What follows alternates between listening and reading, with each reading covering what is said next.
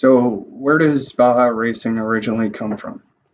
So down in the western part of California and Mexico, is a region called the Baja Peninsula, and it's a desert. And someone a long time ago, like 50 years or so, decided it would be pretty fun to drive a car 1,000 miles across the Baja Desert and called it the Baja 1000. And It's not only cars; it's like yeah, motorcycles, it's four-wheelers. expanded from that original idea into a whole bunch of So different. you're gonna have to. Oh, sorry. So it's expanded from that into a whole bunch of different race series, and one of them is put on by SAE International, and they're the people who set standards for cars and everything like that. They wanted to do a college level race series, and so the whole purpose behind the specifications we get and the races we compete in are to kind of imitate the original Baja idea.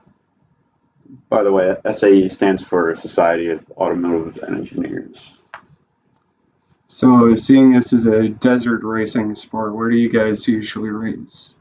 Well, unfortunately, not everybody in the country can afford to go down to a desert kind of atmosphere. So the SAE realizes that, and they put on 3 different competitions each year. They usually rotate through a few different schools that host the competitions. Last year it was Rochester. Where else was it? I know there was one in California. Oregon and California, I think. And then this year it's going to be one in Illinois, one in Kentucky, and one in Arizona, I believe. So, is it like a dirt track? Is it paved? Or Usually it's dirt track, but they also have a series called Formula SAE, and that's mainly on the road. So, like Formula racing almost? Yeah. Usually that's at bigger schools. Isn't that the one where they just go straight? A straight race? No, yeah, that's more drag racing, Yeah. but like Formula is like it's really popular over in Europe. It's the closest we have in America. I mean, they do have a few Formula races each year, but we have like the Indy 500 and stuff like that, Indy series. But SAE wanted to imitate that in the same way that they imitated the Baja races with the Baja competition at a college level. They imitate the Formula races with Formula SAE at a college level. To put it in perspective, Formula SAE, they get to use motorcycle engines, whereas we just use like a regular old lawnmower engine. It's Briggs and Stratton's racing series engine. So this club is very active, but what all do you guys do in a meeting? Usually in a meeting, we start by talking about the stuff that every club on campus has to talk about, money and fundraisers and stuff like that. Not the most fun stuff, but after we talk for about 5 to 10 minutes, we usually are working on one of the various projects we have going. Right now, a few of our members are trying to design a car for the end of this year, which by the end of this year we'll hopefully have built by ourselves in our shop up in the SET building. Some of the members, the newer members, are just kind of learning the ropes by working on last year's car and trying to fix that because that was broken at the end of last year, and we'd like to have that running as well. So you're going to have 2 different teams, essentially? Well, we're only allowed to run one of them at competition. So the new one will be the one we run at the official competitions. But we'd like to have a second car that we'll have running all the time and we'll be able to use for new members, and we can modify it more. We have a bit more freedom with that car. We can take it to events and things like that. So technically, if we did have 2 working cars, we can go to 2 different competitions. But our old car, its frame has expired, so you can use each frame for 2 years. So that one was built over 2 years ago, so we can't use it anymore for competition, at least. So how do you choose who to race the car? So I think in Kansas it was just whoever wanted to. You can register up to 5 different drivers for each official competition, and there's 5 different events that you have to race in. Around here, though, when we go out, and if we have a running car, which is our goal with the old car right now, is to get that running as soon as possible. We could just take it up. Usually, University Police lets us test up by the windmill, or Tall Pines ATV Park down the road lets us in for free. And anybody who's in the club who's contributed at all is absolutely free to drive it around. We only ask that you contribute just so that people don't just show up for the driving events and then don't actually help the club. And then from there we can kind of see like who's the most competent in driving and can get around the track. Being totally honest, driving at competition isn't the most fun thing in the world. No, not at all. It's the last event is a 4-hour endurance race, and the cars are very far from comfortable. So it's not usually a fight to see who's going to drive. Well, plus everybody back at the wherever you guys stand is relying on this person to race well. Yeah. And the car to hold up, and there's a whole bunch of different factors that go into it. And it's not always the most fun to be the one driving. There's not a driver change, is there? In competition, I believe there is. Like in the 4-hour endurance race, I think you can change a couple times. But in obviously the shorter ones, you can't driver change. But. So how do you go about designing a vehicle? So we got a very big rule book we gotta pay attention to, and most of the rules are wrapped around the frame design, because essentially you want to keep the person in the car safe. So that's what it's there for. And we use a bunch of different computer programs. We use SolidWorks to design our chassis and then test it in the simulation. There's a lot of members in this club, so how do you divide the tasks up into groups? That's always been kind of a problem, because a lot of people want to work on different things. And I personally, the paperwork's tons of fun, but I do want to get my hands on the car once in a while, and I know a lot of people feel the same way.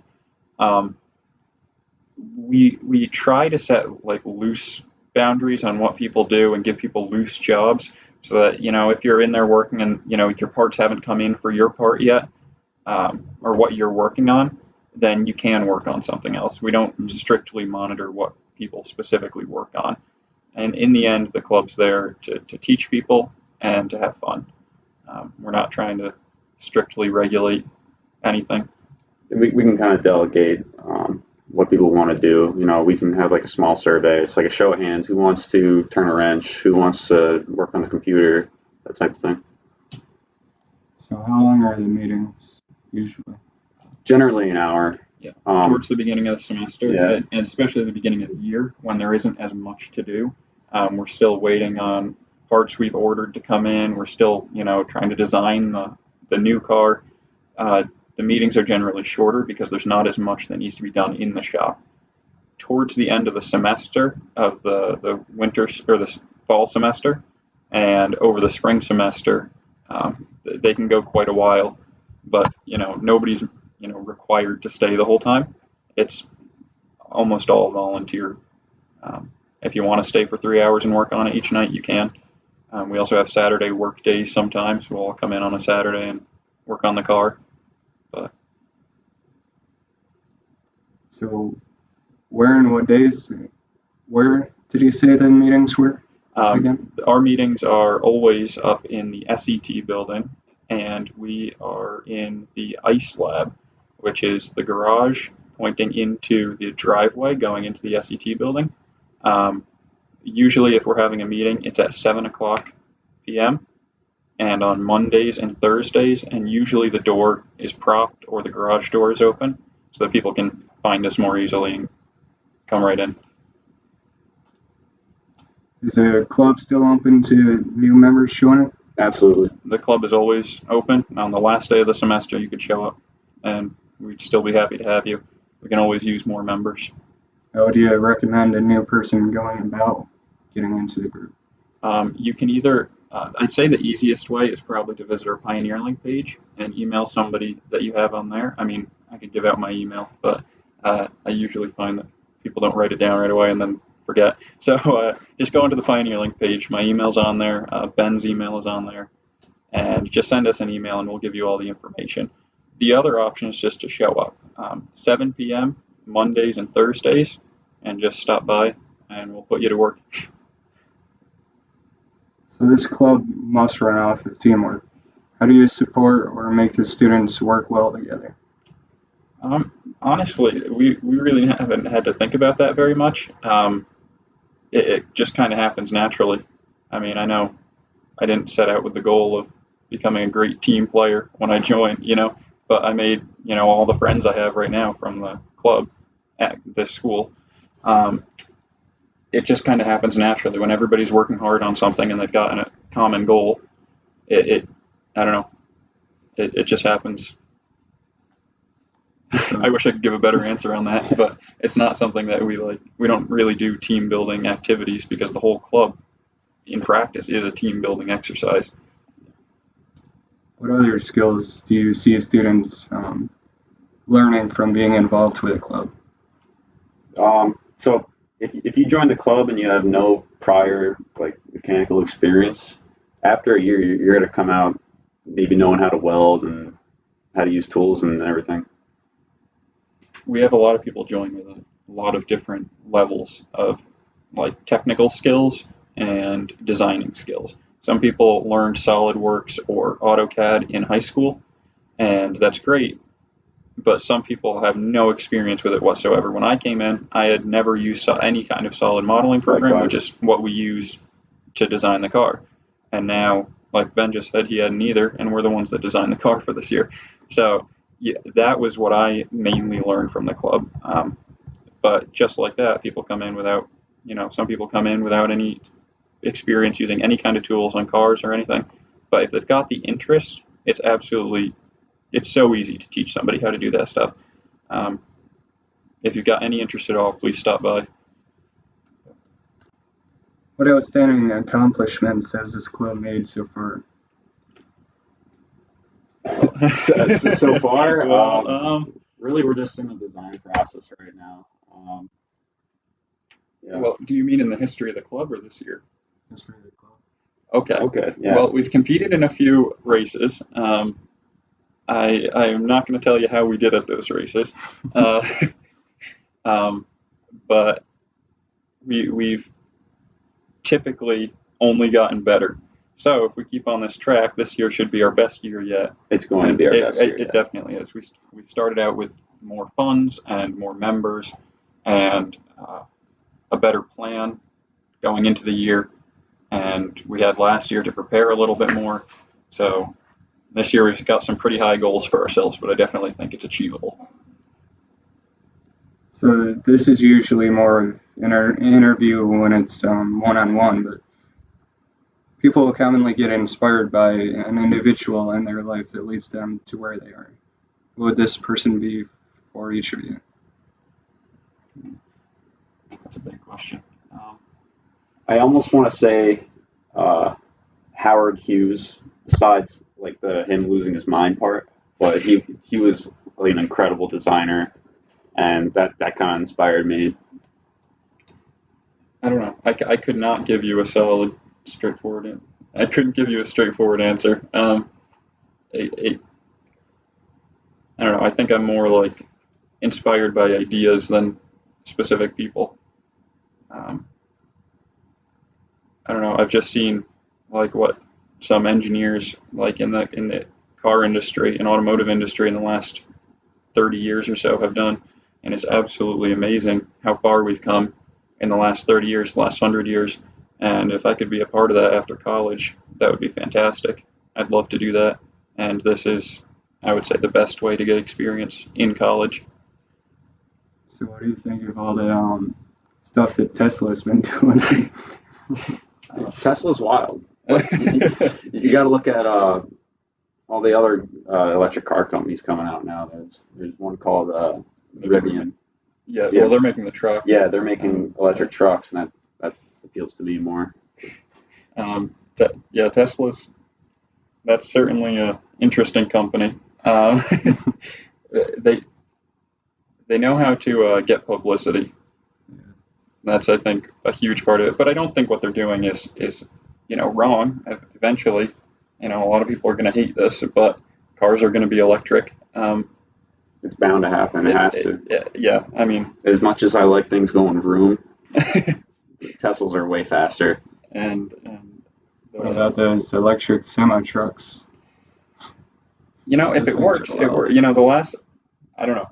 People drive fast cars because they go vroom, but a semi truck is meant to work, right? So it shouldn't be the end of the world if it doesn't go vroom. If it's electric, I feel like that would be naturally the first thing to go electric. It's just funny that it hasn't turned out that way. I mean, if you hook chains with like a big, I don't know, Power Stroke or something and a Tesla, I wouldn't be surprised if a Tesla won. And nobody wants to hear that, but oh well. You're gonna get your tires slashed on this campus with that. I drive a Buick Sabre. Shut up.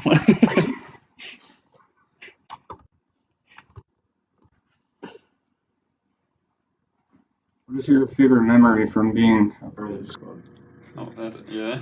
Definitely competition. Yeah. You know the phrase, it was the best of times, it was the worst of times? That I think pretty accurately describes Kansas. It was probably 100 and we were all, our pit area was in a parking lot. It was probably 105 blacktop parking lot, and it was humid. It was right at the end of spring, so it was their tornado season. I was running on Red Bull. And yeah, we were getting we were there it was 4 days of competition. We had to drive 18 hours down, 18 hours back. That was so fun. It was.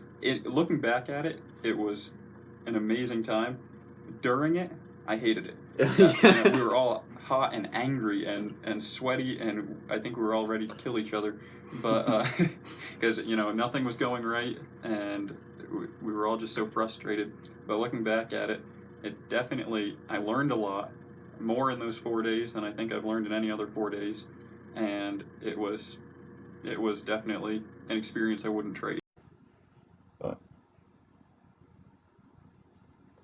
Yeah, well, anything else about the club?